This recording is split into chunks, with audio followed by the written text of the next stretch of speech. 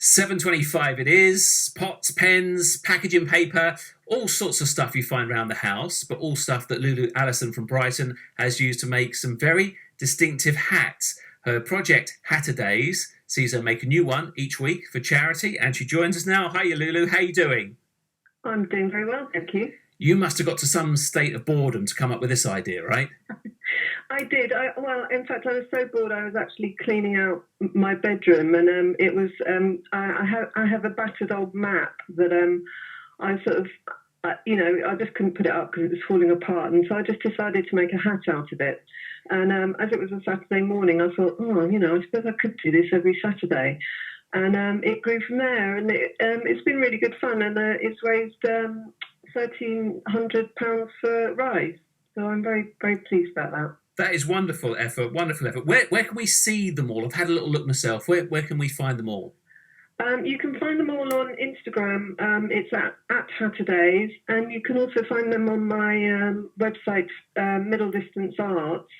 And if anyone's interested, I'm planning on doing a few workshops to kind of to boost the fundraising, hopefully, and to give everyone a bit of fun with making their own hats, because it's actually, it's very easy. If you've got a bunch of newspaper, you can make an amazing hat just out of newspaper and a bit of sellotape. So, no. You can make an amazing hat. I would just make a newspapery, printy mess. That's why I'm doing a workshop, because I can show you how easy it is. Wonderful. Okay, let's run through some of the ones that I like. In particular, the Christmas wrapping hat. Tell us about that one. Yeah, well, I mean, that was the Saturday actually fell on Boxing Day, and obviously Boxing Day is a house full of wrapping paper and chaos. I mean, even in lockdown, I'm sure we all managed to accumulate a bit of chaos and wrapping paper, and I just sort of gathered it all up and thought, I could sort of join it all together and make a rather large hat, which is quite good fun, because size is always good. And all those nice shiny bits of Christmas wrapping paper, they're good. Exactly, yeah. They were all there. All the accessories were already there. Right. Now tell me this one with the guitar hat. Have you actually worn that outside, say on your daily walk, Lulu? I haven't, no, because it's actually quite difficult to balance, because it's a proper ukulele, and so I did have to be quite carefully sort of walking around rather elegantly so it didn't fall off. So I haven't been outside in that one, no, and I haven't actually played the ukulele, partly because I can't, but while it's on my head, which I feel that eventually I should learn to do, Yeah, give us a burst of that at some stage. What about the block of flats hat? What inspired that? Well, I see the flats. There's the flats in Hollingdean, the two towers in Hollingdean, and I see them every day. And I've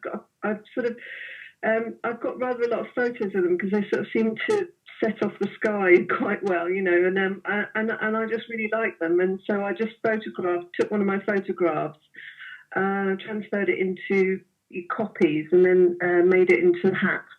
Oh, that's how you did that. It's very clever, because it looks great. And my personal favourite, because I love a pen, I love a pencil, your stationery hat.